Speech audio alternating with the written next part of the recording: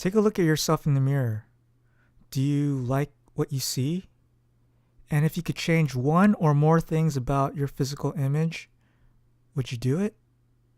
What if you don't have a choice? Let's take a moment and talk about it.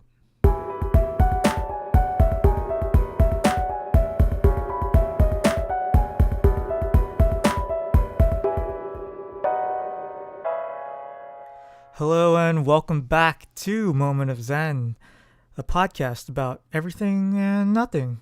I am your host, as always, Johnson Zhen. And before we begin, I just want to thank each and every single one of you that rated and commented on iTunes last week. You know, it really helps the podcast gain more exposure by putting it onto the iTunes charts, and that will only help make this podcast grow and make it a lot better. So if you could do the same for this week, again, I really appreciate it. And if you want, please share this with your friends, family, or whoever. I really appreciate it. Thank you all again so much. So let's get started, shall we? I'm pretty sure we've all heard of the terms plastic surgery and cosmetic surgery thrown around a lot, especially when it comes to celebrities in the entertainment industry like movie stars, actors, actresses, or even pop stars. And a lot of times, these two words are often used interchangeably, but there's a difference between the two. So, plastic surgery is the sort of umbrella term. So according to the American Board of Plastic Surgery and the American Board of Cosmetic Surgery, the training requirements of a plastic surgeon include hand surgery, reconstructive surgery, trauma surgery, congenital defect repair and disorders, and finally, cosmetic surgery. So basically, plastic surgery is surgery performed to correct dysfunctional areas of the body and reconstruct it. Cosmetic surgery, on the other hand, is a subcategory of plastic surgery, and it's purely for aesthetic purposes. So this includes breast enhancements, facial contouring, such as rhinoplasty and chin enhancements, facial rejuvenation, such as facelifts or double eyelid surgery, body contouring, which is essentially liposuction, and skin rejuvenation or Botox. And all of these things that I mentioned, they're all non-essential surgeries. So that means insurance companies will not pay for any type of cosmetic surgery.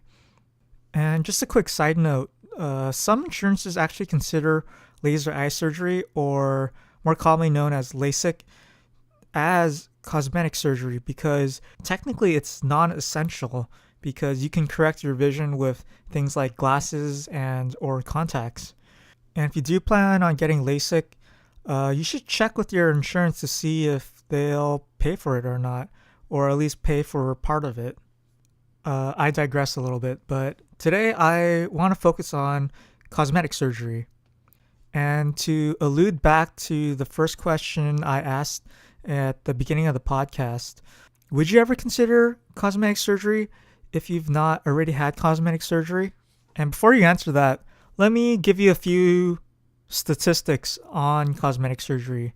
According to a Pew Research survey, in 2016, about 4% of adults in the US had cosmetic surgery, and about 23% say that they know of a friend or a relative that has had cosmetic surgery. The survey also states that about 7% of US women have had cosmetic surgery, as opposed to just 2% for men. In terms of age, about 6% of adults older than 65 had had cosmetic surgery, and that's 5% for the 30 to 49 age range, 4% for ages 50 to 64, and about 3% for ages 18 to 29. And in terms of income, about 6% of all adults that make $75,000 or more have had cosmetic surgery, as opposed to just 4% for those who make less than $75,000 a year. So this means that money isn't a big factor when it comes to people deciding whether or not they want to get cosmetic surgery or not. Though it does make sense that a higher percentage of those making more money are getting cosmetic surgery because they're able to afford it. And according to the American Society of Plastic Surgeons, there was a total of about 17.5 million cosmetic procedures in 2017, which is up about 2% from 2016. So these numbers are just for the United States alone. But what about worldwide? So according to the International Society of Aesthetic Plastic Surgery, or the ISAPS, they have a massive list that breaks down by country and procedure all the cosmetic surgeries that were performed in 2017. And one of the charts ranks the total number of procedures that were done by each country. And number one on this list, surprise, surprise, is the United States. Number 2 is Brazil. Number 3, Japan. Number 4, Italy. Number 5, Mexico. Number 6, Russia. Number 7, India. Number 8, Turkey. Number 9, Germany. Number 10, France. And to kind of quickly go down through the list, after France is Colombia, then Spain, Chinese Taipei, which I believe is Taiwan, Egypt, Greece, Argentina, Venezuela, Australia, Belgium, Iran, Thailand, Lebanon, Romania, and South Africa.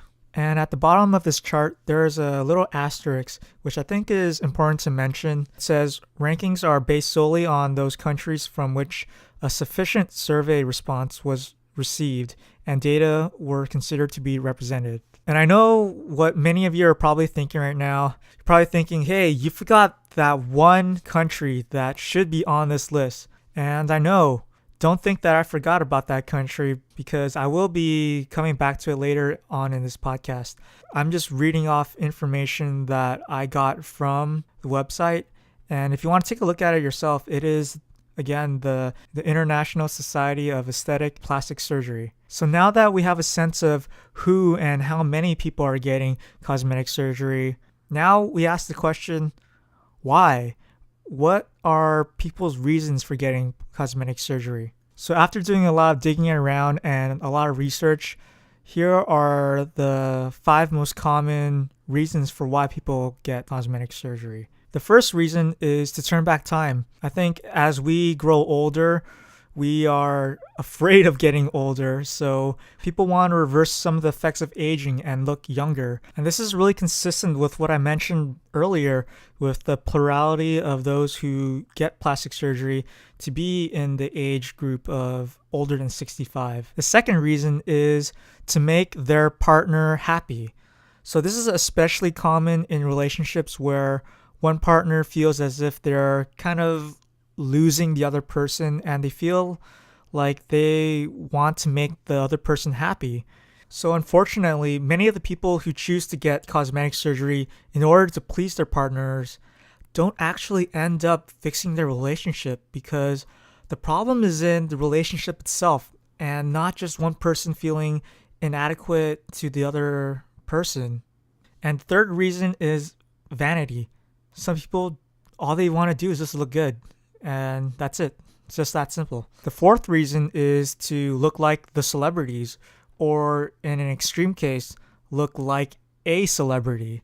With the constant media sort of indirectly imposing beauty standards on people, it's not a big surprise that people see these celebrities and they want to be just like them. And to conform to the beauty standards that these celebrities indirectly set, sometimes it involves actually having to have surgery because there are a good number of celebrities that have achieved their beauty through surgery. So in order to look like them, you kind of have to join them. And there's the much more dramatic case where people get surgery in order to look just like a celebrity. And I don't want to drop any names because I'm not trying to shame anyone for wanting to look just like their favorite actor or singer. But if you are really curious, just Google it, and I'm sure you'll find something about someone trying to look like Justin Bieber or someone else. And the last reason is to boost self-esteem or boost one's self-image. So this is the most common reason for why people get cosmetic surgery. It is to boost their self-esteem and self-image. And I think there are a lot of people who are self-conscious about their appearance. And I'll be the first one to admit that I'm guilty of this as well. Unfortunately, the reality of the world is that people are quick to judge. And there have been studies done that show that, quote, good-looking people are usually given the benefit of the doubt and are looked at much more positively than someone who maybe isn't as good looking. And I guess for some people, it does help with your self-confidence to have that sort of ideal physical features that you always wanted. I don't want to discount that out in terms of helping your own self-image and your self-esteem. At the same time, I would argue that self-confidence and self-esteem are problems mentally and can't always be fixed by doing something physically. And these are the 5 most common reasons why people choose to get cosmetic surgery. Again, they are to look younger, to make their partner happy just because they want to look like a celebrity, and to boost self-confidence, self-esteem, or their self-image. And I do want to mention that these reasons are strictly unique to the US. And if you remember just a moment ago, when I was listing the countries of the most surgical procedures, there was that one country that I kind of left out. Well, I didn't leave it out. It just wasn't on that list. So that means either this country did not participate in the survey or chose not to disclose their responses to ISAPs. And of course, the country I'm talking about is South Korea. And to the avid listener who was listening to last episode, I did kind of sort of foreshadow this in last episode. And if you caught that reference, good job. If you didn't, don't worry about it. Anyways, that's what I want to talk about today. Cosmetic surgery in South Korea.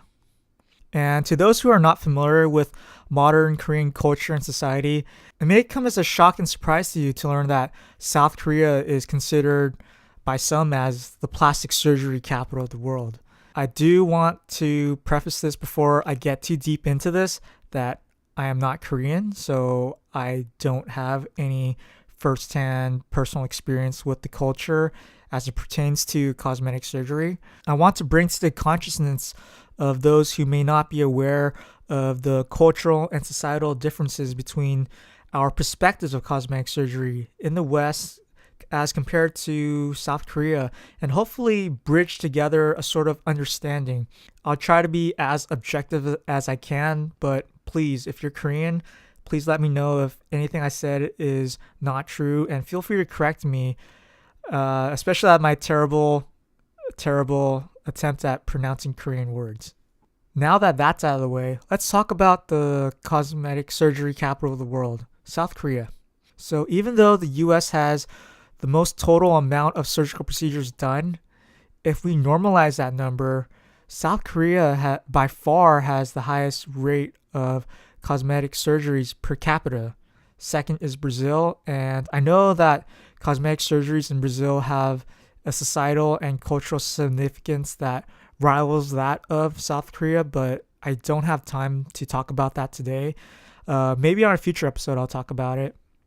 Some estimates have that between 1/5 and 1/3 of women in the capital of South Korea, Seoul, has had cosmetic surgery.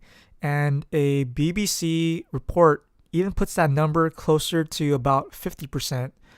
By contrast, about 15% of men in Seoul have had cosmetic surgery. Again, these numbers are not accurate. And like I said before, there's no official record of this, so take these numbers with a giant grain of salt. I think to many Americans and Westerners, these numbers can be appalling, but it's important to understand that there's a huge cultural difference between East Asia and Western cultures. I don't have time to explain every single detail of these differences, but to way oversimplify the main reason for this difference, we need to look at the root or the heart of the idea of culture and society. So, in general, in the West, and more specifically in the United States, our concept of society is heavily rooted in Enlightenment thinking, where the main focus is on the individual. Here in the US, we put a lot of emphasis on the individual. There's this idea of kind of you can do anything you set your mind to, and we praise that sort of individuality and self-reliance and doing things for yourself.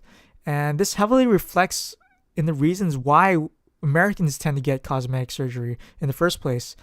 You want to boost your own self-esteem, or you do it because you want to look younger or more pretty. In an almost complete 180-degree turn, East Asian society is heavily rooted on Confucianism, where the emphasis on society is towards the people around you, and where the idea of the individual is often regarded as being selfish. And because of this, East Asian culture in general is very cognizant of what other people think about you rather than what you think about yourself. That means external aspects about yourself, like your social status, your appearance, they matter more than internal aspects of yourself, like your thoughts and feelings. Like I said, this is a massive oversimplification. I'm not a professor of sociology, but I can say from personal experience, as someone of East Asian descent, for the most part, this difference in the way we regard the individual is mostly true. So why does this matter to why so many Koreans choose to get cosmetic surgery? Well, one of the reasons is pretty simple. Like I said, in South Korea, appearances are very important. So getting cosmetic surgery to kind of perfect your appearance is a viable option. I mean, if the science and technology are there to do it, then why not? The Confucian influence on Korea and other East Asian countries means that they are mostly a conformist society where you don't really defer too far from what the rest of society is doing. And if everyone's getting cosmetic surgery to enhance their own appearance, then you'll be the odd one out for not doing the same. And in East Asian society, if you do not conform to society, you're regarded as an outcast, and that is one of the worst things that you can be regarded as in East Asian society, as someone who doesn't follow what other people are doing. So the importance of one's appearance really percolates throughout Korean society. People judge you and your worth to society based on how you look. And even on job applications, applicants will send a headshot of themselves in their resumes to their employers, and the employers will judge you based on how you appear to them on your resume. And to the employer, this is another way to evaluate their applicants, similar to how an employer here might look at your work experience. And in some cases, looking at your headshot is also kind of that same question you get at job interviews, which is, tell me about yourself. And that headshot of you essentially answers that question, tell me about yourself. And like I said before, in East Asian society, it is believed that you can be able to tell a lot about a person by the way they look. And this is pretty much the opposite of what we think in the US, where we kind of have this saying of what's on the inside counts. To them, they believe that you can't see a person's inside, or rather, their insides are reflected on their outward appearance. And again, to an American, this is really unheard of, and having and requiring a picture of yourself in your resume just seems flat out illegal, and it is illegal at least here in the United States. But again, this is not the U.S. This is South Korea. It's a different country and it's a different culture. And I want to stress that I'm not saying that this is a good or bad. I'm just pointing out what it is and what is done.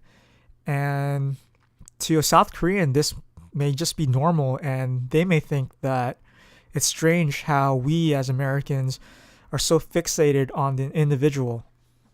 So where did this obsession with cosmetic surgery come from?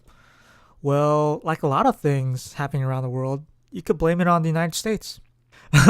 Following the Korean War in the 1950s, the U.S. military and occupational forces offered free reconstructive surgery to victims of the war. And in the process of these reconstructive surgeries, because they were performed by Americans, whether knowingly or unknowingly, they reconstructed faces based on American or Western standards of beauty. And this opened the door to the most common procedure performed in South Korea today, blepharoplasty, or eyelid surgery. And for those of you who don't know, most East Asians have what is considered a single eyelid fold above their eyes. And it is common for many of these folks to get what is commonly referred to as double eyelid surgery in order to create the sort of illusion of two eyelid folds above their eyes.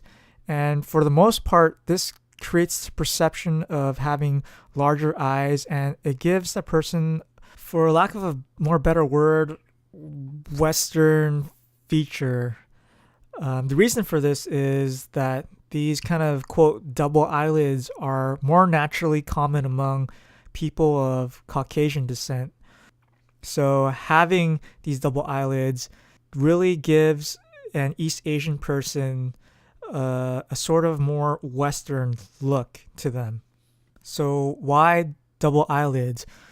Why this to look more Western as compared to something else like a chin reconstruction? Well, the reason for this is debatable. A lot of the trusted sources attribute the popularity of the double eyelid surgery to Korean sex workers. So the theory is that double eyelid surgeries were very popular among Korean sex workers who wanted to attract American soldiers. And this popularity made its way into the public. And the popularity of the double eyelid surgery just continued to grow and grow and grow and grow even today. It's become the most popular procedure to get.